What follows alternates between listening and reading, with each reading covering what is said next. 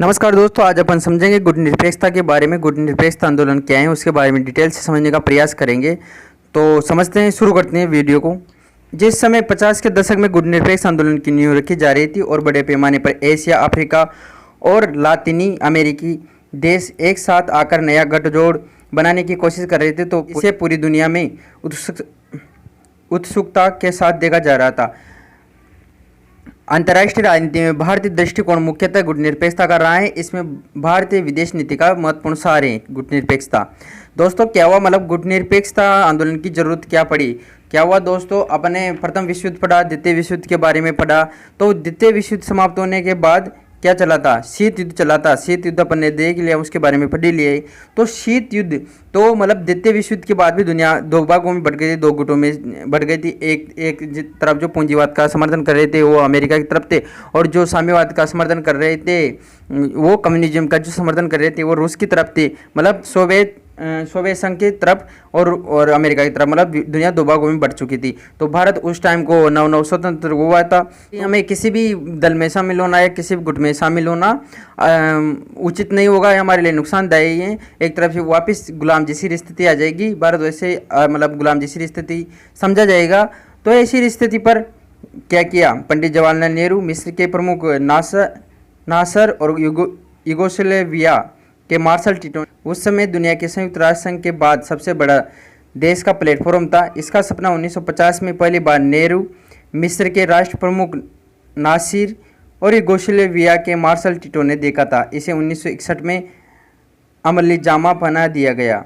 ठीक है, अब अपन यूँ देखते हैं कि क्यों तैयार हुआ था गुट निरपेक्ष आंदोलन। ठीक है, उस समय दूसरा विश्व युद्ध खत्म हो चुका था, लेकिन दुनिया उसी के प्रभाव में थी। अमेरिका और सोवियत संघ की अनुयायी में दो विरोधी और ताकतवर गुट दुनिया में बन चुके थे। नेहरू मानते थे कि एशिया और लातिनिया अमेरिका और अफ्रीका के जो नए देश आज़ाद हुए हैं, नए मुल्क आज़ाद हुए हैं, और गरीब देशों को बड़ी शक्तियों और सैन्य गुटों से फायदे की बजाय नुकसान ही होगा। ज़्यादा बेहतर हो कि महाशक्तियों के शतरंज के मोहरे न बनने के लिए देशों का एक अलग गुट खड़ा किया जाए जो इसे अलग हो। मतलब जो नेहरू थे, पंडित जवाहरलाल नेहरू और जो नासिर टिटो, तो इन्होंने क्या सपना देखा कि जैसे मान लीजिए दो गुट हो रहे थे शीत युद्ध में, तो उस समय दोनों गुटों में शामिल होना जो नव स्वतंत्र हुए थे, जो देश जो मुल्क नए स्वतंत्र हुए थे, उनके लिए उचित नहीं होगा। तो उनका मानना था कि हम किसी भी गुट में शामिल नहीं होंगे, क्योंकि इन महाशक्तियों में शामिल होने से सैन्य गुटों के फायदे की बजाय नुकसान ही ज़्यादा होता है। ज़्यादा बेहतर होगा कि हम महाशक्तियों के गुटों से अड़कर एक अलग गुट का निर्माण करें।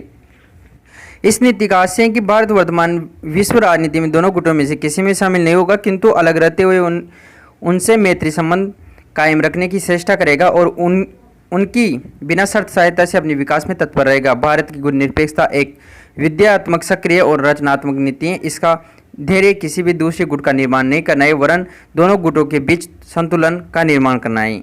लेकिन गुट निरपेक्षता का मतलब ये तटस्थ देश नहीं है। हम युद्ध और शांति के संदर्भ में तटस्थ नहीं है। ठीक है, हम साम्राज्यवादी अथवा अन्य देशों द्वारा आधिपत्य स्थापित करने के संदर्भ में तटस्थ नहीं है। हम नैतिकता के मूल्य के संबंध में तटस्थ नहीं है। हम उन सभी आर्थिक और सामाजिक समस्याओं के संदर्भ में तटस्थ नहीं है। अब जो गुट निरपेक्ष आंदोलन था उसका क्या उद्देश्य था? गुट निरपेक्ष संस्था में शामिल देशों का उद्देश्य था कि वे किसी भी पावर ब्लॉक के संग या विरोध में नहीं रहेगा।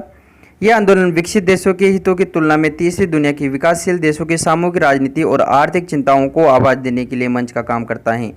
मतलब क्या हुआ दोस्तों, मतलब जो स्वतंत्रता प्राप्त देश थे उनको एक अलग गुट था। मतलब तीसरी दुनिया, पहली दुनिया किसे कहा जाता है? अमेरिका। दूसरी दुनिया जो सोवियत संघ था शीत युद्ध के समय, और अगर तीसरी दुनिया अलग कहा जाता तो वो गुट निरपेक्ष आंदोलन को कहा जाता था।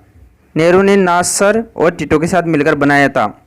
गुट निरपेक्ष आंदोलन, नॉन अलाउजिन मूवमेंट नाम इंग्लिश में कहते हैं इनको, वास्तव में राष्ट्र की एक अंतर्राष्ट्रीय संस्था है। हालांकि ये अब अपना असर खो रही है। इस आंदोलन को भारत के पहले प्रधानमंत्री जवाहरलाल नेहरू, मिस्र के पूर्व राष्ट्रपति गमाल अब्दुल नासर, यूगोस्लाविया के राष्ट्रपति जोसेफ ब्रोज टिटो ने शुरू किया था। इसकी स्थापना अप्रैल 1961 में हुई थी, लेकिन इसे बनाने का विचार 1950 में आया था। इसका मुख्यालय इंडोनेशिया की राजधानी जकार्ता में, मतलब इसका मुख्यालय कहाँ है? इंडोनेशिया की जो राजधानी जकार्ता में इसका मुख्यालय है। संयुक्त राष्ट्र संघ के बाद दूसरा बड़ा मंच। संयुक्त राष्ट्र संघ यूएनओ के बाद देश की सदस्यता में शामिल नाम विश्व स्तर पर दूसरा सबसे बड़ा प्लेटफॉर्म है। वर्तमान में अब तक इस संगठन में 120 सदस्य और 17 प्रवेशक देश हैं। ठीक है, 120 सदस्य है वर्तमान में गुटनिरपेक्ष आंदोलन है उसमें। अब सवाल ये उठता है, क्या ये अपना असर खो रहा है? लेकिन मौजूदा हालत में ये आंदोलन अपनी चमक और प्रभाव खो चुका लगता है। खासकर 90 के दशक के बाद जिस तरह दुनिया बदली और सोवियत संघ का विघटन हो गया, अब तो दुनिया की दो बड़ी महाशक्ति अमेरिका और चीन लगती है, बाकी दुनिया उन्हीं के बीच बढ़ती जा रही है। अब आमतौर पर हर देश प्रत्यक्ष या अप्रत्यक्ष तौर पर किसी न किसी ताकतवर देश के साथ जुड़ा नजर आ रहा है। अब भी होते हैं सम्मेलन, गुटनिरपेक्ष देशों के सम्मेलन अब भी होते रहते हैं। वहाँ बड़े पैमाने पर देश शिरकत भी देते हैं।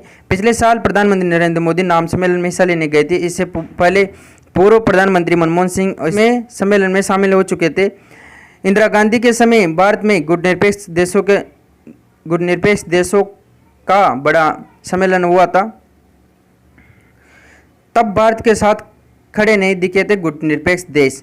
कहा जाता है कि जब भारत और चीन के बीच 1962 में युद्ध हुआ तो भारतीय प्रधानमंत्री जवाहरलाल नेहरू को उम्मीद थी गुटनिरपेक्ष इस युद्ध में उनके साथ खड़े होंगे और चीन के हमलावर रवैये और विस्तारवादी नीति का विरोध करेंगे। लेकिन नेहरू को अपेक्षित समर्थन नहीं मिला। तब अमेरिका ने भारत को हथियारों की मदद करने के साथ चीन पर दबाव डालने का काम किया था। इस युद्ध के कई गुटनिरपेक्ष देशों का रुख बहुत अजीब था। गिने चुने देश ही भारत के साथ खड़े नजर आए थे। 90 के दशक के बाद दुनिया जिस तरह से बदली है उसमें बाजार ने बड़ा बदलाव किया है। भारत खुद एक ताकतवर देश बनकर उभरा, लेकिन पिछले कुछ वर्षों से यह साफ नजर आ रहा है कि भारत को जिस तरह से समर्थन और ताकत की जरूरत है वो गुटनिरपेक्ष आंदोलन से नहीं मिल सकती है। ठीक है, मतलब वर्तमान में अपना असर खो रहा है गुटनिरपेक्ष आंदोलन। और ये क्यों चालू किया गया था अपन ने इसके बारे में डिटेल से जान लिया है। मतलब जो शीत युद्ध हुआ था, दो गुटों में बढ़ गई थी दुनिया। तो जो नव स्वतंत्र प्राप्त देश थे उन्होंने सोचा कि इन दोनों गुटों में रहने से कोई फायदा नहीं होगा हमारा, बल्कि नुकसान ही अधिक होगा। तो उन्होंने तीसरी दुनिया बसाई, मतलब अलग एक आंदोलन शुरू किया जिसको गुटनिरपेक्ष, मतलब किसी भी गुट में शामिल नहीं रहेंगे वो। ठीक है, और परंतु वो अपने मैत्री संबंधी वो बनाए रखेंगे। ठीक है, राजनीति व्यापारिक संबंध बनाए रखेंगे और वो किसी भी सैनिक गुट में शामिल नहीं होंगे। ठीक है, आई होप आपने जो गुटनिरपेक्ष आंदोलन के बारे में डिटेल से जानने का प्रयास किया। मिलते हैं नेक्स्ट इन्फॉर्मेशन वीडियो के साथ, तब तक के लिए जय हिंद, वंदे मातरम।